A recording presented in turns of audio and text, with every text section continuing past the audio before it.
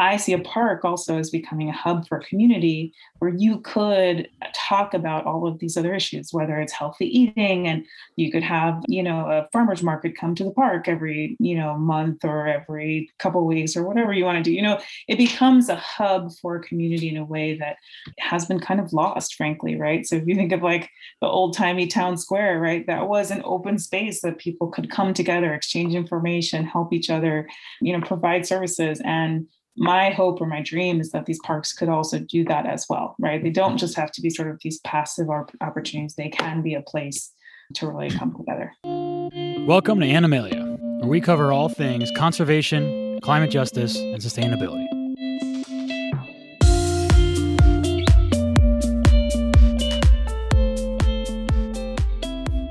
California is one of our most complex and important states. Over 40 million people live in California, more than any other state. California's economy is so large that if it were an independent nation, it would have the fifth largest economy in the world. Yeah, that means only 4 countries in the world have larger economies than just California alone. California and its politics can be very polarizing, but like it or not, it's a critical pillar of our economy, and we all depend on its output. California is also home to some of the most profound and diverse natural resources we have. It features famous, dense forests like Yosemite and Sequoia, to well-known deserts such as Death Valley. It's known for its beautiful coastline and its agriculturally rich Central Valley. California gives us wine and avocados and almonds and oranges. It's also home to a wide range of diversified species. These natural resources are under constant threat from things like droughts, wildfires, human development, earthquakes, rising sea levels, and warming temperatures. And these are not just threats to California's wilderness or wildlife, these are threats to Californians. So managing these resources is no small order.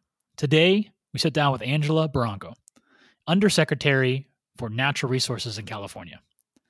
We'll talk about her amazing progress on increasing outdoor access for state residents, the water crisis, and wildfires.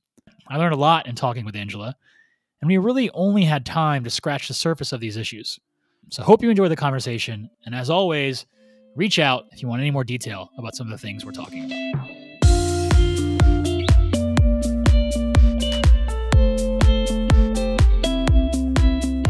So you want to just start by setting the table on your exact role and the types of things that you touch? Yeah, absolutely. So my fancy and very impressive title is Undersecretary of the California Natural Resources Agency. So to sort of break that down, though, a little bit, I'm the number 2 of an agency of 21,000 employees, basically across all the state of California, who manage and steward all of our natural resources. So that includes everything from coasts to our forests to all of our state parks. We actually have one of the largest state park systems in the country. So it's a pretty phenomenal system. And I'm sure many of you, you've also been in many of those. And it's pretty just amazing work that they do in communities across the state. But that's just one element. We also have the State Water Project and Department of Water Resources that really manages the water supply across the state of California, which is an incredible technological and political feat. I would add on top of that, we have CAL FIRE, who also manages all of the wildfire response across the state, as well as some local municipality response. So, and, incredible resources in terms of, fish and wildlife and managing the sort of animal and biodiversity of our state, but also we manage things like oil and gas leases, as well as energy. In terms of clean energy, we have the California Energy Commission as well as a part of our team. So we also have 10 conservancies. I mean, I could go on and on. There's just so much under the umbrella of the Natural Resources Agency. And as Undersecretary and as the number 2 of the agency, I oversee all of it. And so that is a lot of management duties, what I would say, is in terms of, the day-to-day management of an agency involves all sorts of, literal and figurative firefighting, right? So, just helping troubleshoot all the issues, but, also setting course in terms of our agenda and our priorities and really thinking through, the incredible work that we do day to day to, manage our natural resources, but where do we want to go? Where do we want to take that? And really thinking about those big picture, blue sky ideas that we can do on behalf of our natural resources. So managing the natural resources in California is no small feat. Yeah. And I think will do our listeners justice to just remind folks of how complex and unique the state of California is, right? I mean, California's economy would be the fifth largest in the world if we were a sovereign state. Yep. So it just put that in perspective. Compare all the countries in the world, only 4 countries have larger economies than the state of California. You have 2 massive and very different metropolises in the San Francisco Bay Area and LA, Southern California. You have, I don't know what percentages, was it the Southern California, a large percentage of the state is essentially a desert, like an actual desert that we have developed a lot of property and infrastructure on. You have a huge booming agricultural industry kind of sitting in between the Bay Area and California, and all of that requires water as well. And then you have Northern California, which is just beautiful lush forest that supplies a lot of the water that Southern California uses.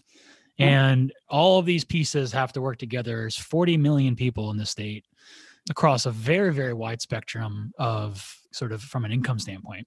You have some of the richest people in the world, and you have probably some of the biggest homeless crisis in the entire United States. So yeah, I don't know how to overstate I can't overstate how complex and unique California is. Is there anything else that sort of sticks out to you of, the kind of uniqueness and the complexity of California when it comes to managing natural resources? Well, people don't realize it because we are so, blessed with such incredible natural resources. When you think of like our incredible mountains and the coastlines and the deserts and, the valley and all these sort of things, but how really engineered much of the landscape is, right? Mm-hmm. And so if you think about how water travels through the state, or how people travel through the state, or frankly, how our wildlife travels through the state, if you think of that wildlife crossing in Southern California for the mountain lions, right? So much of what we perceive as the natural landscape is a part of a very long history of management, right? And whether you look at it, something like wildfire and the management of, and, preservation of like life and property that led to wildfire suppression for a long time, which created all sorts of problems that we didn't really fully appreciate at the time, right? To managing water flows between north and south and from other states into places like California or Southern California, that, don't have a natural water base where they are. And so are heavily dependent on external water source.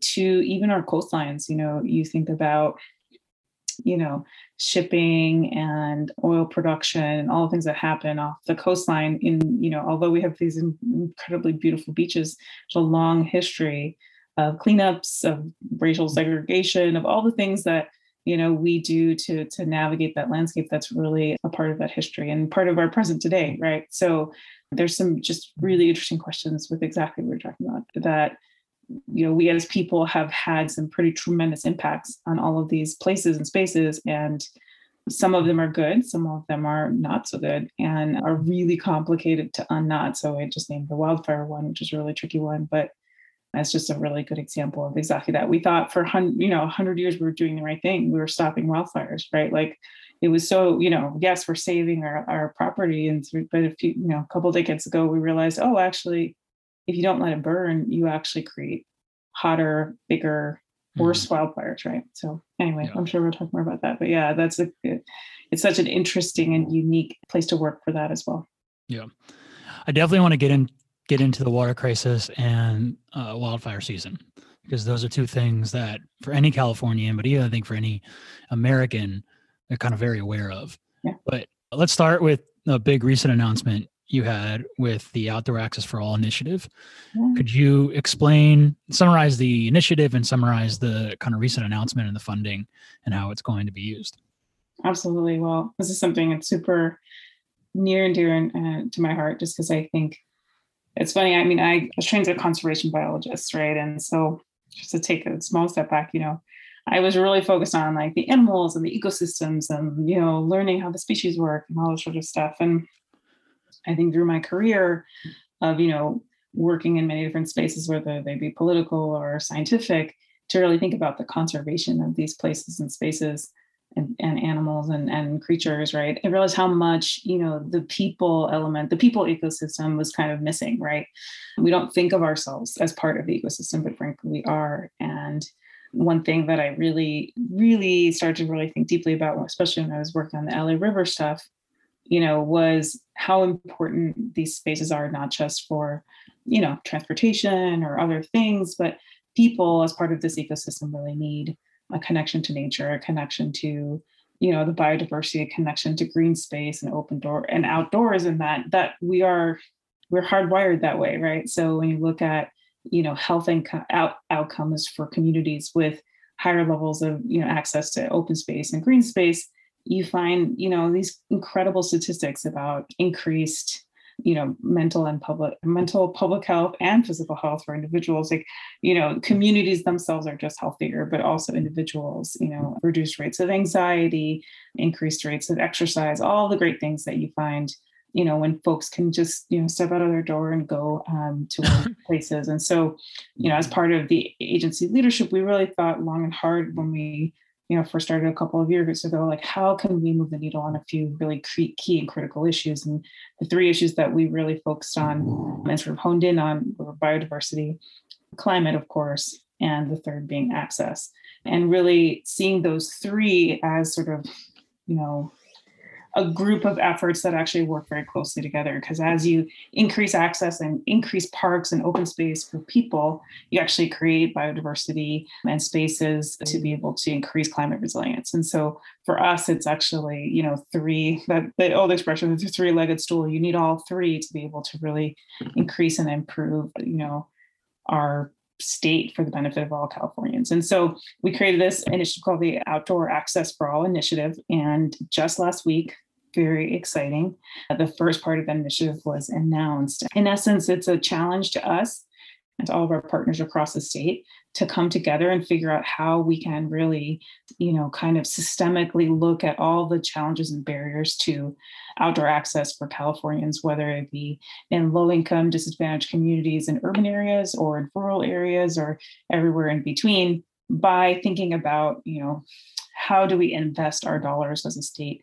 Are really targeting them in ways that help increase the programmatic and infrastructure parts of outdoor access, but then also look within, can we improve our systems? Can we take down systemic barriers within our organization, but then also use our workforce as sort of a change agent to reflect the diversity and wonderfulness of California? And so, in so many ways, the first tranche was announced last week, where we announced $1 billion worth of state funding for, outdoor access expansion. So, everything from getting kids to the coast to be able to, hop on a bus with a bunch of their classmates to be able to get out there and check out what's available and play with sea turtles and, help rebuild some habitat, to making sure our state parks are available for all kids and for, frankly, disadvantaged communities across the state, so that the Parks Pass doesn't become, kind of a barrier to entry, to building parks in every community. So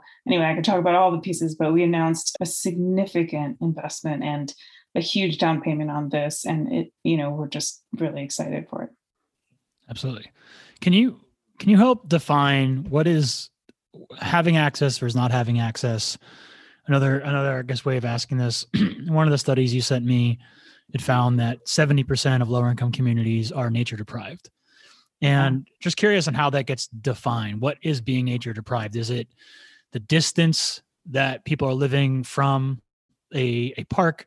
What qualifies as a park? What state, does that park have to be in to qualify? Like, how are we actually defining these things when we think of nature deprived living, access, no access?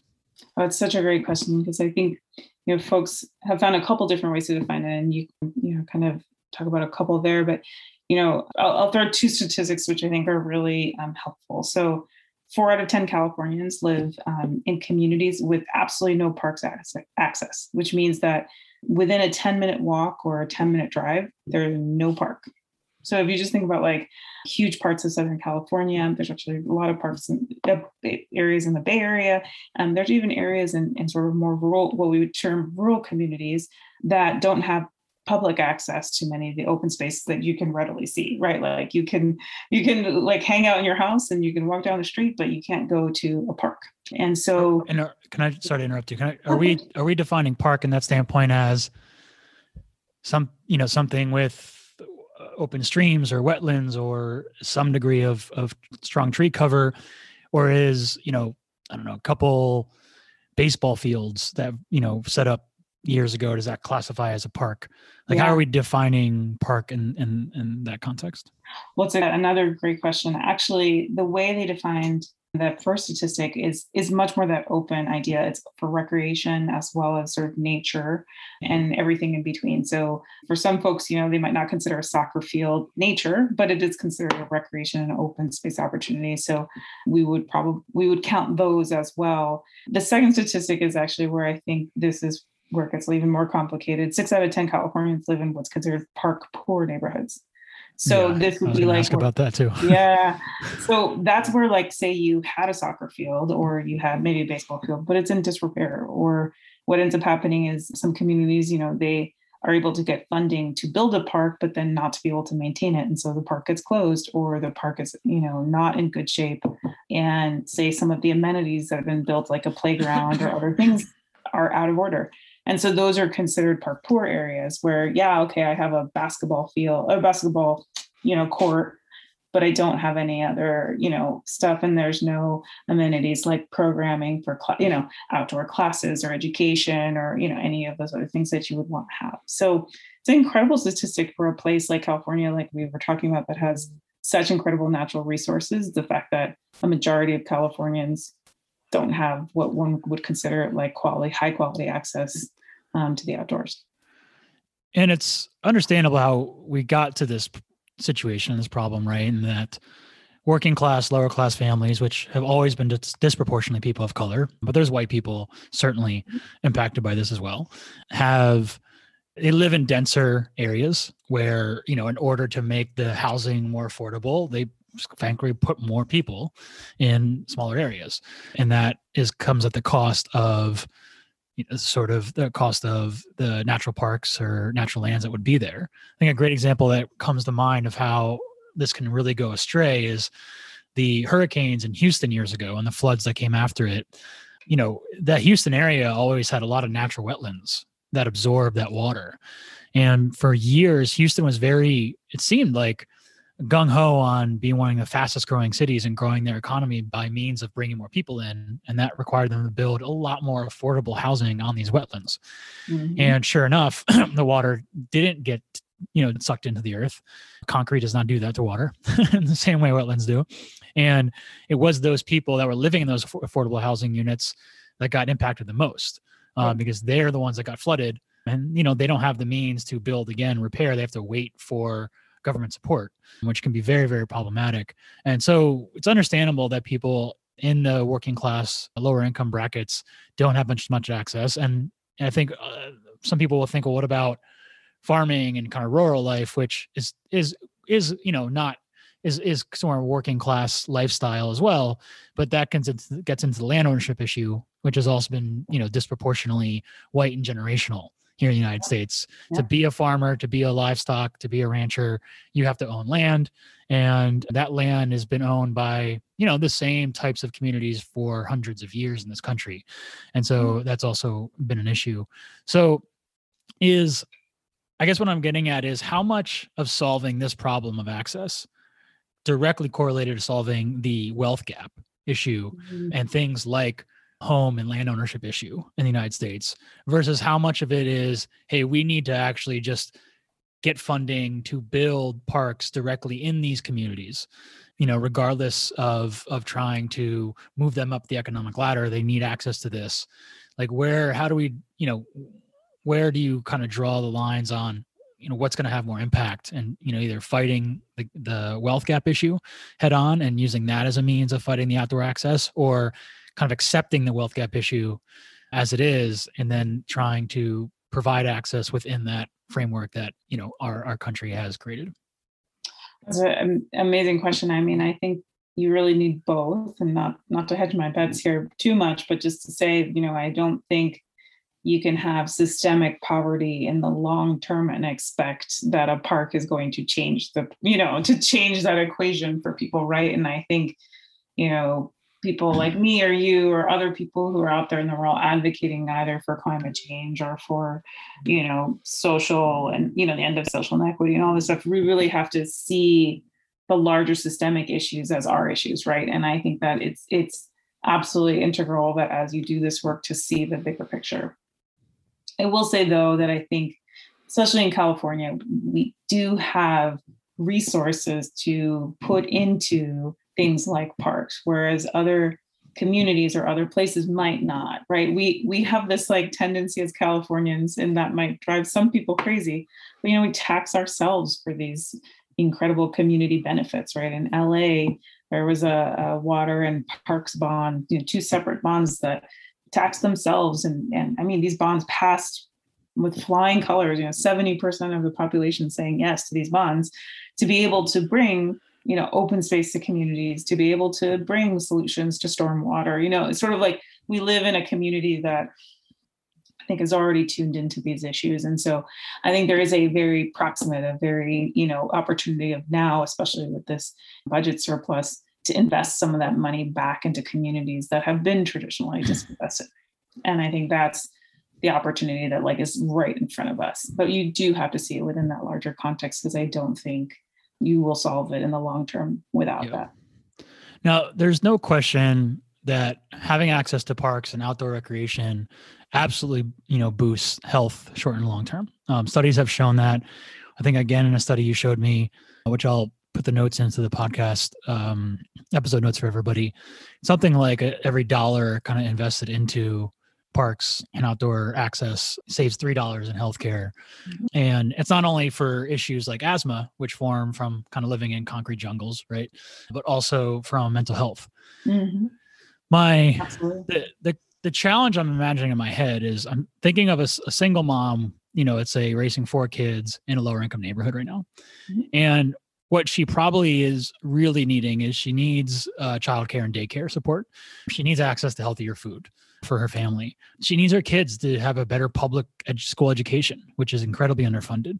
So in a scenario where, we go to this woman and say, hey, we haven't addressed those 3 issues yet, but we got this new park a few blocks away. I can imagine her reaction, right? Being thanks, but no thanks, so to speak. Great, but these aren't the immediate issues I feel. These are the immediate issues are daycare, our food access and living in a food desert, are, my worried about my kids' education. Those are my immediate issues. I wish if those 3 things were solved, I'm happy to spend time in a park. I don't even have time to go to a park because I'm working 4 jobs, keeping food on the table. So what do we say to that example, and how would we have a conversation about why we're investing here now when there's still, for that woman and, in that hypothetical case, more pressing issues for her? No, it's a great question. And I would say it's all of the above. And, this $1 billion investment in access also comes as part of $100 billion across the board investment in things like education, in healthcare, in all the things that you're talking about as well, right? So I would say it's an investment that's a part of a larger, they call it the California for All, umbrella that we're trying to put forward as an administration. So I would say putting this investment in context of that, I think is really important. I mean, the second thing I would really say is that, kids, especially young kids, want to run around and want to do stuff, right? And so I think a lot of families would benefit tremendously about having that access be much more localized, right? And so, oftentimes people think about access to the outdoors as taking kids out to Yosemite and to some, to the beach or some grand sort of thing. But what we're really saying is that every neighborhood should have a park, right, as well. So you have to be able to have access to those wonderful places, but also within your community. So, it's as simple as that mom being able to say okay, I can walk 5 minutes with my kids every afternoon. They can run around in this beautiful park. I don't have to worry about that. That's one last thing I have to worry about, which is what am I going to do with these kids every evening, right? Mm-hmm. And then I think there's this really interesting thing, and I actually worked at HUD a few years back, and they had such a wonderful sort of holistic view of how to really approach, poverty reduction and kind of that intensive look at like how the federal government and in their mind could provide wraparound services. So, right. So it's not just about, being able to have a conversation with someone about their food, but it's also being able to say, hey, here's I'm having a conversation. So let's give you an opportunity for the food thing. And then let's give you an educational opportunity, and let's give you an outdoor opportunity, and let's give you a public health opportunity, and using all of these points of contact in essence as an opportunity to help and provide service, right? So I see a park also as becoming a hub for community where you could talk about all of these other issues, whether it's healthy eating, and you could have, a farmer's market come to the park every, month or every couple of weeks or whatever you want to do. It becomes a hub for community in a way that has been kind of lost, frankly, right? So if you think of like the old timey town square, right, that was an open space that people could come together, exchange information, help each other, provide services. And my hope or my dream is that these parks could also do that as well, right? They don't just have to be sort of these passive opportunities. They can be a place to really come together. Now, in California in particular, there's a massive homeless and houseless crisis that is getting worse. It was worsened by the pandemic, where so many people had trouble getting work, where the income gap in the state grew enormously as, sort of Silicon Valley just got so much wealthier than they already were, and kind of bottom fell out from those in the working class side. And so as we increase, investment in parks and access to open spaces, if the houseless and homeless situation continues to worsen, then those encampment centers all naturally sort of end up there. I see that in LA all the time, where a lot of the open spaces and parks have turned into encampment centers for the houseless community. And it's hard to blame them, for doing that. I mean, if you're, homeless and, you're living in, at best, a tent type structure, park is a natural place where you have access to water fountains, you have access to these, certainly better than an alleyway. And so how do you think about, tackling these two issues and how kind of interrelated they are? And, sort of, just talk about the correlation with this, and how do we invest in more access to open spaces in California while, the homeless situation doesn't seem to be getting better. And I haven't really seen any strong initiatives. And I know there's been in the recent plan from Newsom, a lot of announcements, although, just being, kind of a little bit of that consumer critical eye, a lot of it seemed just kind of hand wavy, like I'm throwing money here and throwing money here and throwing money here. Kind of have to wait to see how it's going to actually be executed to evaluate it. It's not really fair to evaluate that good or bad right now because it just was announced, and announcements don't really mean anything. Execution means something. But how do we address the open space issue while the homeless and houseless situation continues to worsen? It's a really important question, because I think a couple things. So one, I think, and this is really based on my experience in LA and the LA River work, there's a lot of, how to put this maybe in a less negative light, a lot of concern from communities that, if I improve this park space, or I bring, this amenity to my community, that homelessness will go through the roof, right? Like then they're going to be, coming to my community through these parks and being there.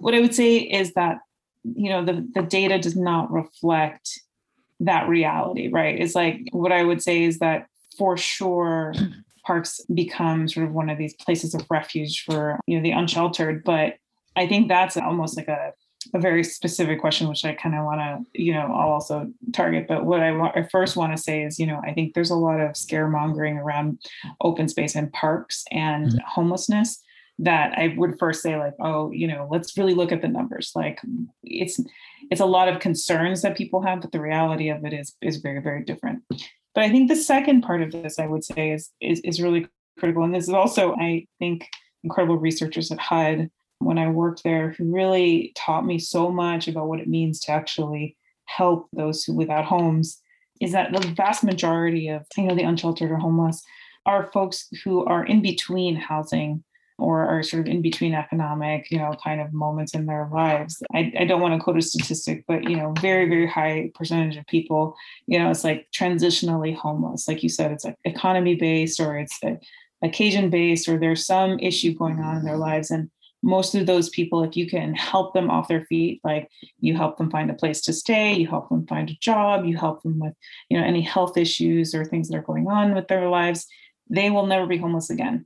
And they get off their feet and, they're back in it. Right.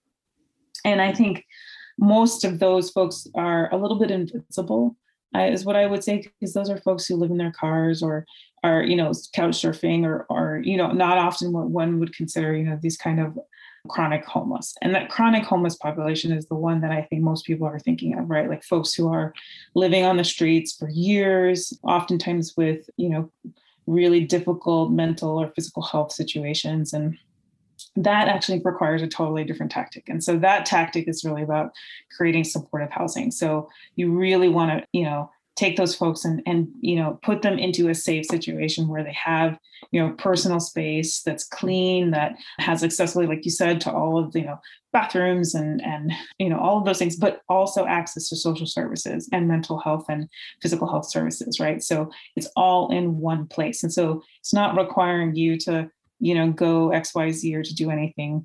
It's all in one place. And so a lot of these announcements are kind of in that vein, is what I would say. I would look at it in those two forms, right? There's the kind of like the temporary infusion for the folks who you just need to get them off their feet and they're going to do great. You just need to help them out a little bit. Boom, they're gone. And then there's the really intensive services around those chronically homeless. That is very expensive when you look at just the bottom line. So per person, I'm going to buy a hotel and, create a service here, and each individual costs a lot of money. But in the long term, the savings that you have is, frankly, from emergency room visits or, law enforcement or all these things, it's enormous. But also, frankly, is a social cost, right? Like we as, a community, as a government, as a, folks who just care about other people should be trying to help people in the best way possible. And creating those supportive services is the way to do that, right? Mm-hmm. So what I would say is, and so as you're looking at these announcements or folks are thinking about these announcements, really think of those two broad swaths of folks that you're really trying to help. And so there's this program called Project Turnkey that we actually launched at the beginning of the pandemic. And that was really about, helping those folks and, get into a place by helping just buy out motels and hotels, right? And saying, hey, you have a safe place to live, and then bringing those social services so we can help you out and have it all be in one place. And so I think some of those announcements that are being made now are built off of those, learnings and lessons from that early project to really expand it out and work with municipalities across the state to be able to tackle that issue in that really constructive way. I have two last questions on the outdoor access initiative, and then we can kind of move into the water crisis, the drought, and wildfire, which we'll go through a little more quickly. So my first question is on the outdoor access initiative, how much of this is also about education, particularly with kids and youth around the benefits of being outdoors and, funding programs for public schools to, do whether it's field trips or activities or things like this in the outdoors through our education system. But then I also think it seems to be there a need for adults to be educated on the health benefits, physical and mental, of going outdoors. It's one thing to just, put a park nearby or create a gateway to an outdoor area that wasn't there before. But if, we all get stuck in our habits in life, and that hasn't been part of an adult's habits. Habits are hard to change. They need to be educated on like the benefits of getting out there. So how do you think about the role of education in outdoor access for all, and where does that fit, and how much funding does it get allocated, and that kind of stuff?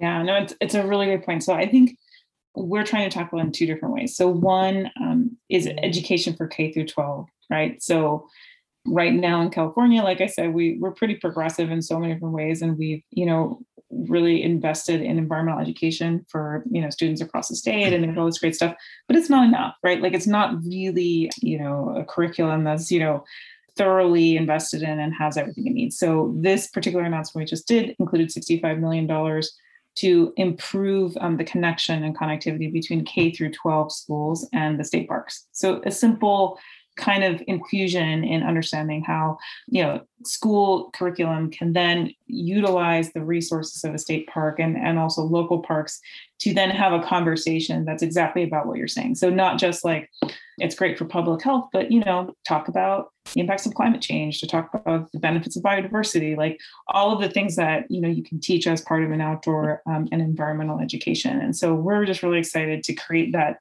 stronger dovetail between those systems, because they can often be seen as sort of separate, right? Investments in education and all that conversation seems so separate from the outdoors and from, natural resources stuff, but it's really not, right? Like this all has to sort of start at the beginning.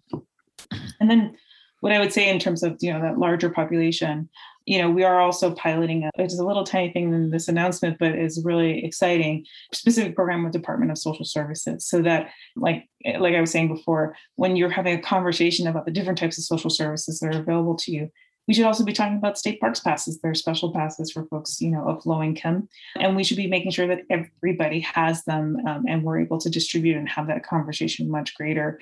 But then also there's a ton of money in there to be able to do outdoor and environmental education in communities across the state. There's actually $40 million in just one program to be able to distribute grants for communities across. So all those wonderful nonprofits and community-based organizations that are doing this work are now eligible to be able to get funding to be able to do exactly this. So you can see how it's like, we're trying to hit it all the different places. So if you're at school, you're, getting a better idea of those things. You come home and you're working with your parents and they have education and information too. Or, on the weekends, you can, go to your nature center or go on a trip with your local NGO to kind of do this as well. So really trying to think of all the different angles of education that we could sort of increase and uplift.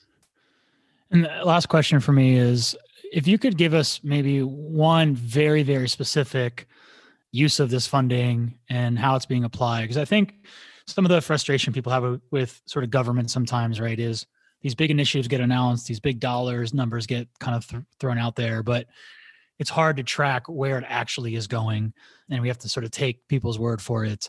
And there's a communication issue there, and that's just not a California issue. It's just a government to citizen issue that needs to be kind of improved upon. But for this first swath of funding for the Outdoor Access for All initiative, can you give us an example of something very specific, actually as specific as you can go, on what is like the type of thing in a very specific neighborhood community that's going to get funding and what that's going to translate to?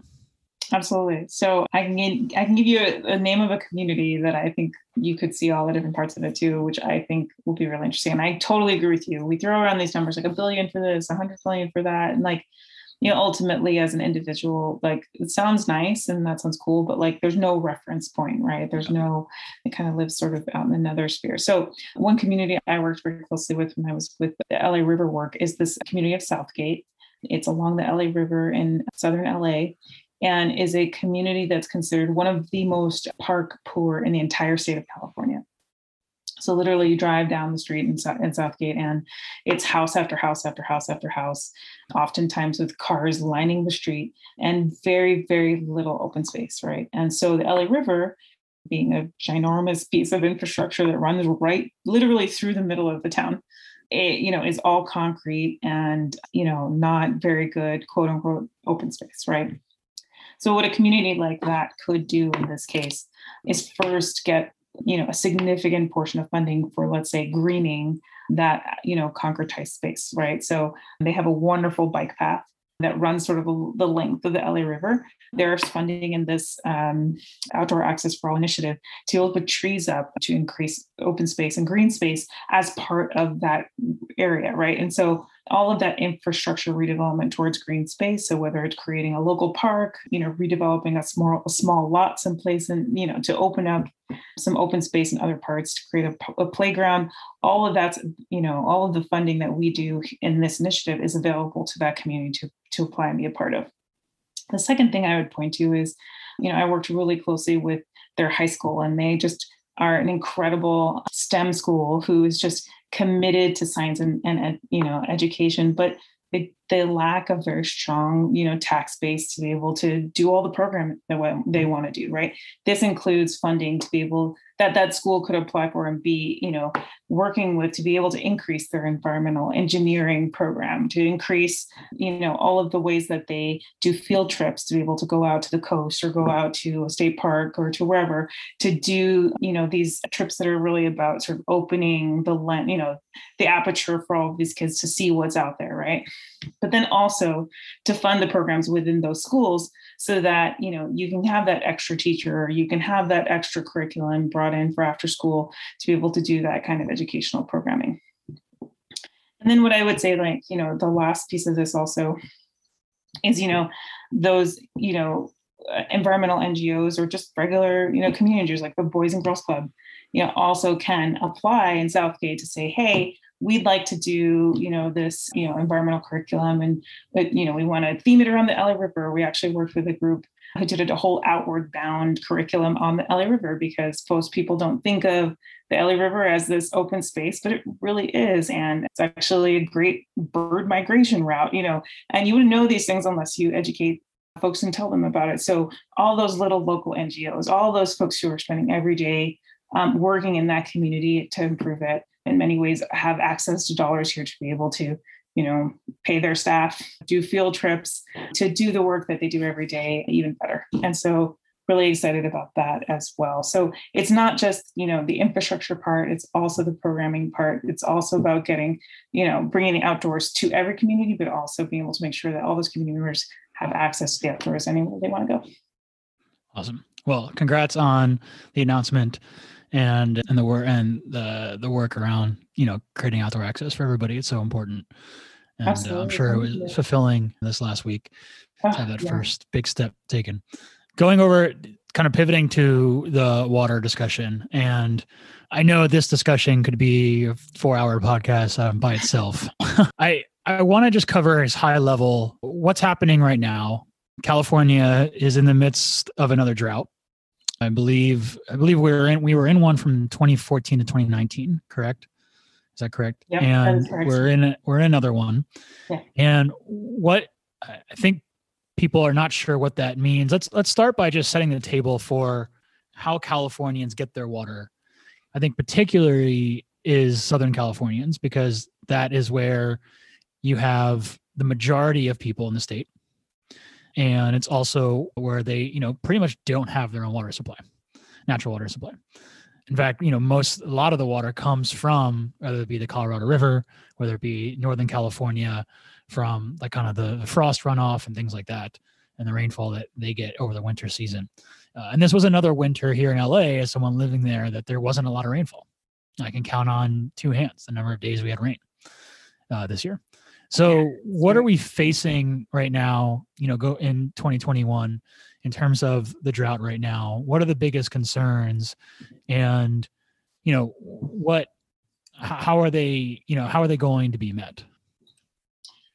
It's a great question, because I think, it's such let me put my thoughts together, just because I know we're going to have this conversation, but it's so complicated and so challenging. And especially this sort of emerging drought situation that we're in today is so daunting, because like you said, even places that normally would have water, just to set the table, up here, there's Folsom Lake.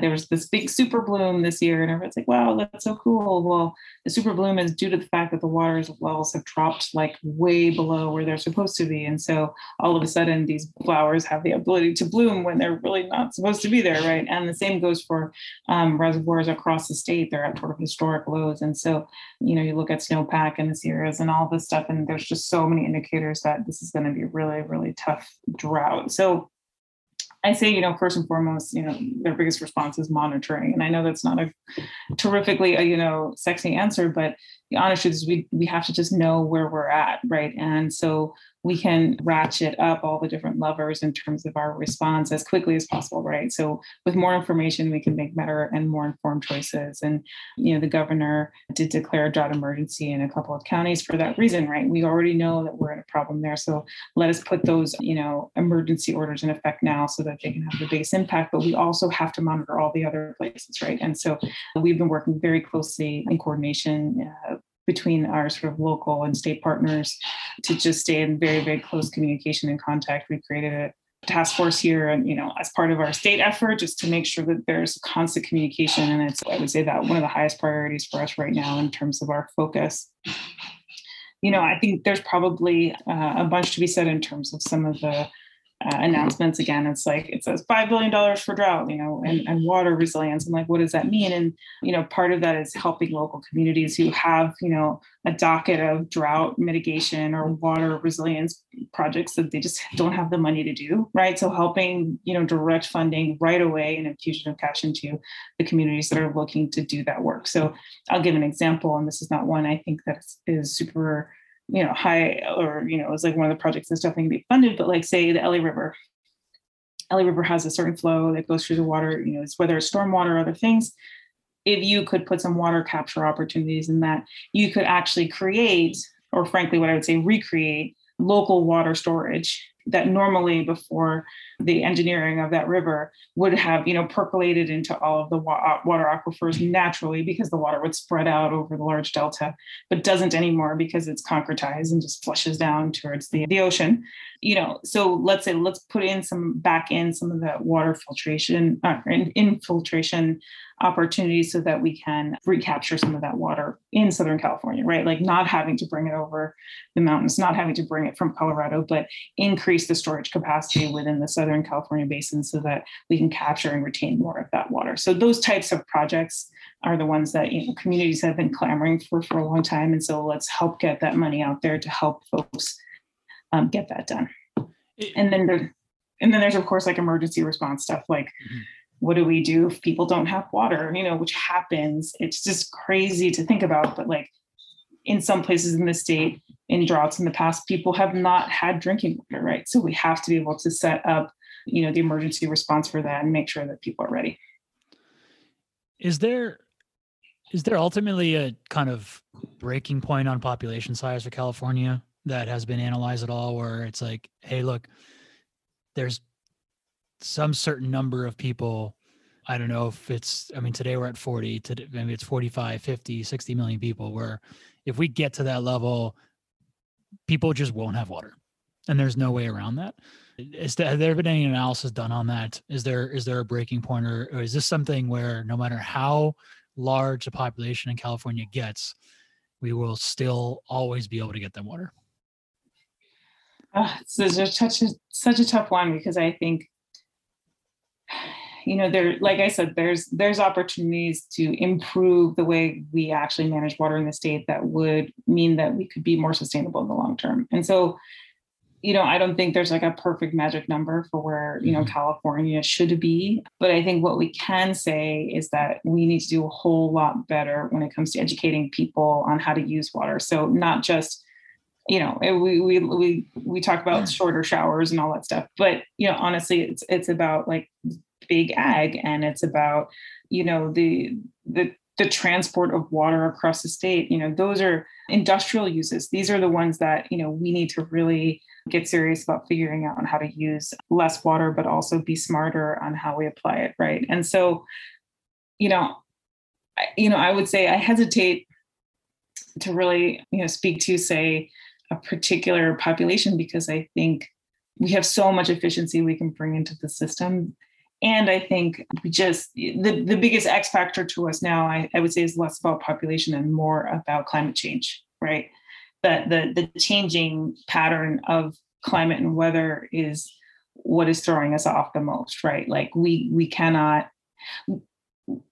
are having a harder time guessing how to manage our water, and therefore it's more difficult to manage through periods of time because it's all changing so quickly, right? And that's just kind of like this dynamic that's happening on the highest front that is the most difficult part, I think, of all of this. There was a story, I forget, 1 month ago, 2 months ago, that I'm just curious to get your take on around Nestle.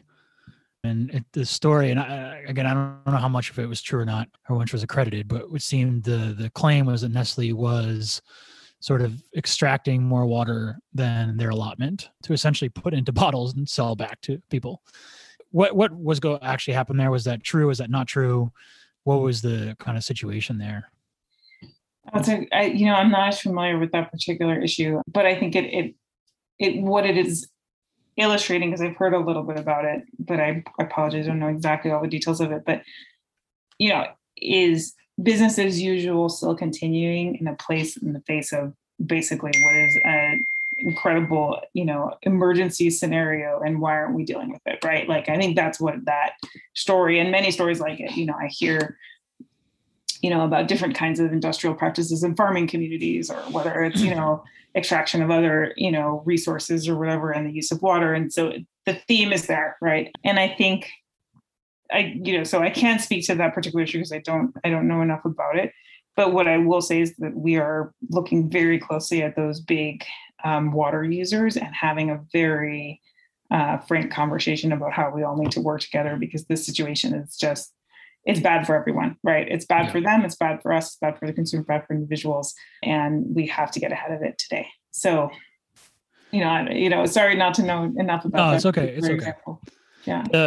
The damming of rivers and natural water bodies to sort of redirect water where it's needed has been a tool used for a long time. And it's a tool used in California as well.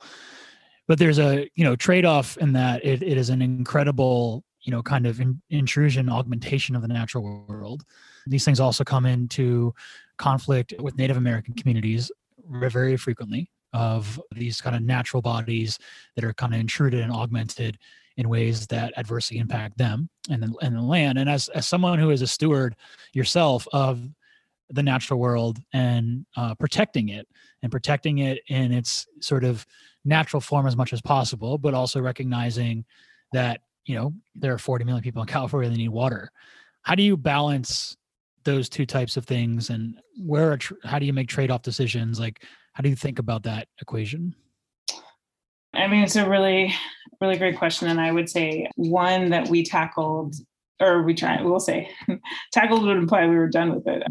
I would say, made a step towards trying to really address as part of this statewide water resilience portfolio, right? So this is an initiative that we started early on in this administration to wrap our arms around all the different stakeholders and interests around water in the state to be able to come together to really focus on water resilience. And so, part of that is also, increasing the kind of coordination and co-management, frankly, with tribal communities, making sure that we're investing in the right ways, not just in those communities, but across the state in terms of resilience. And then really, frankly, creating a place and space for all of these conversations to happen in a coordinated fashion so that we can really partner together to make that a reality. So I would say, it is a work in progress, but it is something that I think we are really tracking as like one of the most critical issues that we can really address. And the final portfolio was put out last year, but it was the beginning of a conversation in many ways. Like, right, it's like, so we have this plan, we understand how we're going to be tackling the over-reliance on groundwater. We're going to be thinking about, the impacts of climate change. We're going to be thinking about tribal consultation. But, the proof is in the pudding, right? Like, so we have a plan, and now the point is for all of us to work together to sort of implement this across all of those different stakeholders, in the many years and decades to come. Well, I don't envy those in charge of managing California's water, so wish you really job. The best in doing so. And I will say I am but a cheerleader, a champion of those who are truly, the experts at this. I mean, there's centuries worth of legal, cultural, and, political compromises and deals that have led us to where we are today. And so, really in awe of the work that happens every day to ensure that we can all turn our faucets on and make sure that we have clean drinking water. So very thankful for all the work they do. Absolutely. Last topic, which is equally as complex and something we're not going to get through in a couple of questions, but let's just touch on it while we're here. Wildfires. Yeah. So these are an increasingly massive issue in California. For context for our listeners, 5 of the 6 largest wildfires in California's history took place last year. Yeah. The second largest one took place 2 years ago. The 7th largest one took place 3 years ago. All the data shows that this issue is getting worse. And this is not unique to California. We know what happened in the Australian bushfires, what's happening in the Amazon. And, in California specifically, the kind of combination of increasing drought and increasing sort of use of water resources and natural resources with increasing heat due to climate change is a deadly combination. And it for sure is a major contributor. In our wildfire episode I did last year, we touched on all the different issues that contribute to it. It's also outdated power lines that are kind of running through the state. It's, there's a lot of human error, right? Of human started fires. It's the, kind of lack of investment in forest management, real forest management, not raking leaves, as some former presidents would suggest is the issue. And, it was interesting too, in learning from a mechanic in Fresno, is that there is, some reason and data to believe that kind of moving away from the timber industry in California, moving completely away from it as we have, as in a means to protect the forest, has also led to a number, the forest has gotten thicker and denser, but that also those trees are competing for water. And, this person made an interesting case of like, well, now we're just buying a lot of timber from overseas or from countries like China. And what about the climate issue of the transportation costs of moving that timber over here and shipping that timber over here, when we could be allocating, a controlled timber industry here in California that also creates natural fire breaks? And that's another thing, is land management. If you look at sort of practices from native peoples, whether it be Native Americans or native people in Australia, they'll tell you like actually controlled burns are one of the best ways to protect fires. So it seems like it's an amalgamation of all of these things happening at once, but it's causing a lot of problems. And there's no reason to believe that 2021 isn't going to have a massive wildfire issue again. And this is something that affects all Californians. It's not just a southern, northern, Central Valley thing. It's all over at this point. So what is being done right now, learning what we learned in 2020, which was the worst fire season ever in the state of California? What has been done and what is being done to prepare? Can't fully prevent it, because again, things like climate change are not slowing down anytime soon. Even the power line being outdated, it would take years to rebuild all of those. Population size and competition for resources, again, is not something that's easy to solve. So it seems reason to believe that there's going to be wildfires. There always are, but they're going to be big again. What's being done to prepare this time around, and what can be done to prevent them from getting to the size and scope that we saw last year? Whew, an amazing question. And actually, I have two things I'll point you to, and I'll send you those as well. There has been a shared stewardship agreement with the U.S. Forest Service since I think your podcast happened last year, that is all about creating an opportunity with the federal government, who, by the way, owns 58% of our forest lands in the state of California. So I think what people don't realize, so taking a small step back, is like California has huge amounts of forest lands. 40% of it is privately owned. So to your point about, old private land that was used for, milling trees and all that kind of stuff, the commercial lands. But we also have 58% of it is also owned by the federal government, right? And so we as California and the state of California, and frankly, local municipalities, only have so much we can do on our own. Right. And so this agreement was frankly, a response to an incredibly difficult fire season, to say, hey, you know what, if you guys are, you have to be our partner here, because the issue is also that California, I would say, adequately funds its fire program. The federal government does not. And so Forest Service land, can become this huge liability for the entire state if we are not looking at that land as well as part of our solution, right? So the first and foremost, I would say, is we really expanded our partnership. So that, and then also this, announcement we made earlier this year, it's called the California Wildfire and Forest Resilience Action Plan. And it was a plan and a strategy pulled together by the governor's Forest Management Task Force. So this task force had been in existence for some time, but really their work was accelerated last year to create this plan, not just with ourselves, but with the federal government and with local government, right? Because local government really is in charge. Sorry, the dog almost escaped. Local government's really in charge of land use planning. So what I would say is at the largest level, whether, it's the state, the feds, or the local, we're doing response, right? So when it comes to just putting out the fire, doing that, we have to work together.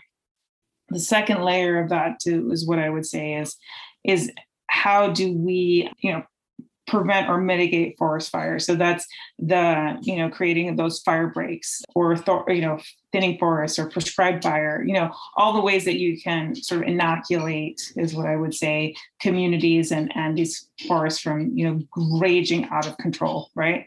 And then the longer term piece is really that local planning, like where do people actually live? How do we save areas for emergency response? How do we treat our homes in order to be able to make them more resilient to fire so that these things don't burn crazy out of control, right? And so all of these pieces are sort of taken into account with these two elements that I mentioned. And I think we have a really strong story to tell about a proactive effort. That being said, this isn't going to be an incredibly difficult year, or at least that's how we're planning for it, right? Because it's incredibly dry out there, and we have so many communities that are built right up to basically, wildlands. When I lived in LA, I lived, in the middle of the city, but there were fires like not too far from me, because there were folks who were living like right on the Angeles forest, right? And so all of those communities that are at the foothills, they're all considered, the wildland urban interface, as they call it, and are subject to incredible risk when it comes to wildfire, even in the middle of LA, right? And there was a fire in Griffith Park, right? Like anywhere in the state is possible. So anyway, a long answer, but there's so much to say on all of these pieces. And then, I will say there was a infusion of really critical funding just a few weeks back. We called it early action funding to be able to, prior to the budget, release a bunch of money to be able to do some of this fire break work in advance of what we think is going to be a difficult season. So, going out there and clearing out those areas that either have old timber or being able to just create like, a little space so the fire just doesn't rage completely out of control is a huge tool in the effort to fight fire in the state. But again, I would put a last a plug into preparedness, right? Like all of us should be ready no matter where you live. I mean, we're nearing, kind of under 2 months getting into peak fire season, which typically is sort of July into September, October. And so we're right on the cusp of it again. Is there any data available of, how many fire breaks have been created in the last, 6 to 8 months since the last fire season that weren't there before? Is this being measured at all?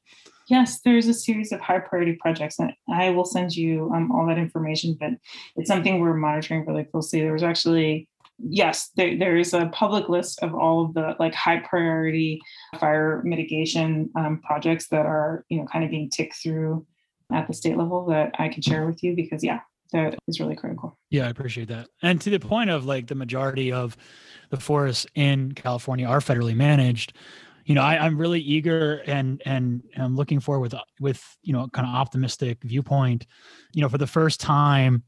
And we talk about, the importance of, putting, people of color in leadership roles in conservation.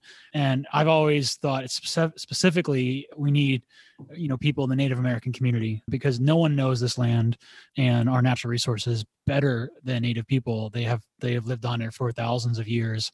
And it's so personal to them, the sort of stewardship of it. And so, for the first time, we have a Native American woman in Deb Haaland running a Department of Interior. And I was, of all the cabinet selections and kind of getting, people getting sworn in on Biden's cabinet, that was the one that I was most looking forward to and most excited about because now, Deb literally is in charge, right, of the sort of federally managed forests.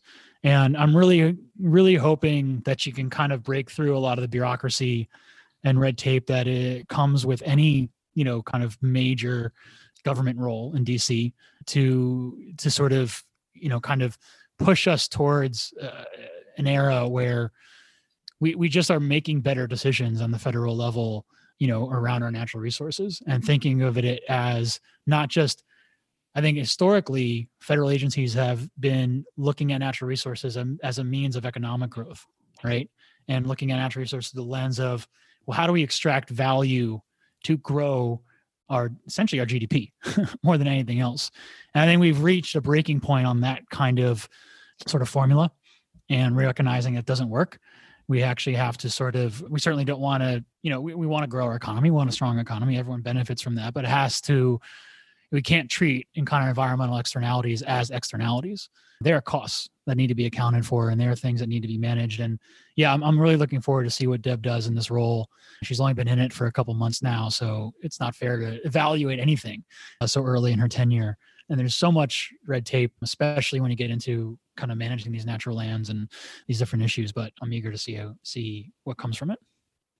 Yeah, and we're very excited to partner with her. I mean, she brings such incredible experience, but also just a new, fresh way of looking at the work that, and I'm obviously I'm familiar with a lot of the folks at the federal level, but many of the folks that are working with her are just sort of top-notch people, and they really are prioritizing Native American communities in their work, and that's a huge change for Department of Interior, right? And how that helps shape all the policies of that incredible department, and vast and sweeping mandate that she has is going to be just, I think, thrilling to watch. So I'm really excited too, and we're excited to partner with them. And yeah, it couldn't come at I think a more opportune time.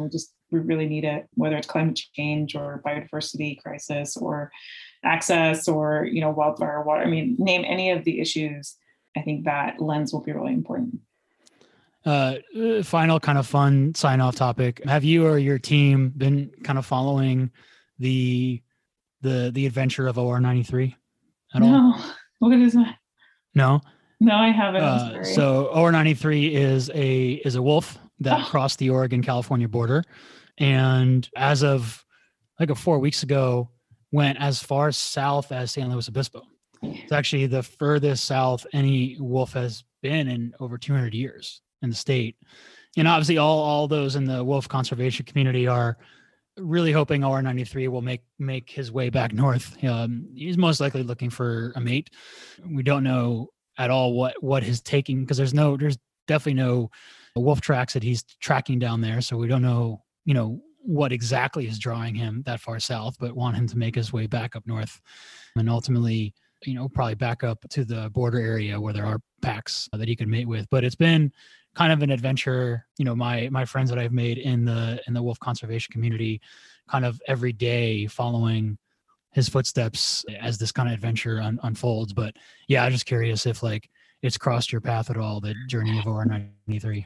I was going to say I didn't know him as OR93, but yes, I had heard of the wolf that was venturing its way south, and I mean, it's just incredible. But I think also goes to show how much we don't internalize what would have been a normal range for these animals, right? These animals had incredible range across this whole region. But what's so sad, of course, is to your point, is he's not going to find anyone down there, and he's got to go back up north to rejoin, and continue his life forward. But it's kind of exciting, certainly, and just thrilling to kind of see, I don't know, I mean, just to sort of see it in real life, right? To see this animal kind of just exist the way it used to. So yes, no, I do remember it now. I just knew it as the gray wolf that was traveling down the coast. The romantic in me really views OR93 as a kind of Moana story right now of, he's not actually looking for a mate, as Moana was not looking for a mate. He's just an adventure seeker who didn't want to be contained by what he was told was his boundaries, as Moana did, and is sort of making a statement for the world to see that's the sort of, I mean, that's probably not the case in terms of what's actually going on in OR93's head, but you never know. That's the thing about wildlife and wild animals. We don't really know what's going on in between the ears. But yeah, that's the romantic version, and I'm going to keep going in my head for sure. I think it's a beautiful metaphor, though, for every. No. One who cares about these is impossible is exactly what we should be doing every day. And I don't know. I think it's. Sorry, Angela. It's the one. It's the one. You're cutting out. Oh, I just said it's it's. Can you hear me? Oh, you cut out. You froze at. I think it's a beautiful metaphor.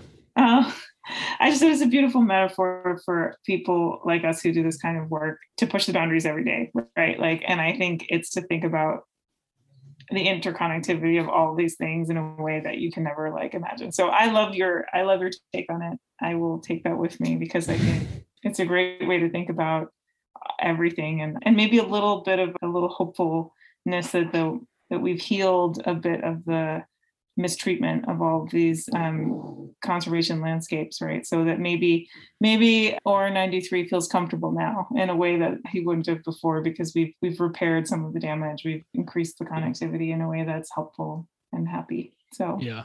Well, sadly, what's happening in states like Idaho and Montana is quite the opposite for wolves right now. They're getting massacred and exterminated again from state legislature. So clearly there's still an issue where we have people in government actively wanting to exterminate these animals out of what seems just cultural, hatred more than anything else. Well, it's, I guess, the nature of change, right? Like it's not a linear path. We have to keep pushing. Keep chipping away. Yeah. Because there's no end to that, whether it's economic or cultural or whatever interest pushing in a different direction. So you have to keep pushing. Absolutely. Well, thank you for your time, Angela. Thank you for the work you do. Looking forward to the things you continue to do in this role, and hopefully we can stay in touch.